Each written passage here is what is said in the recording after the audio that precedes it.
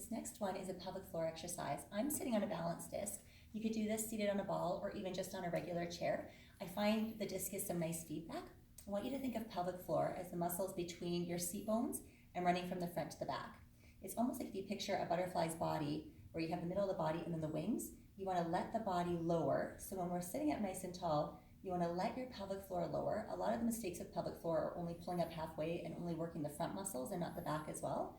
So if we can keep that neutral spine, it's like if you were in an elevator, you don't just lower to the lobby, you lower to the basement. So give yourself a few seconds to let that pelvic floor drop so we get a full contraction all the way up.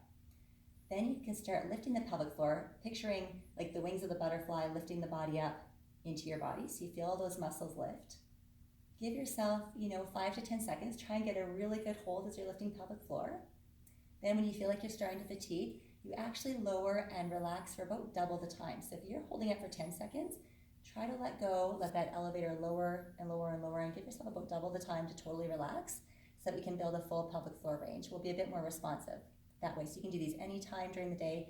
You can also add movements to it where you lift pelvic floor and then keep holding as you let your knees go out to the sides and pull back in.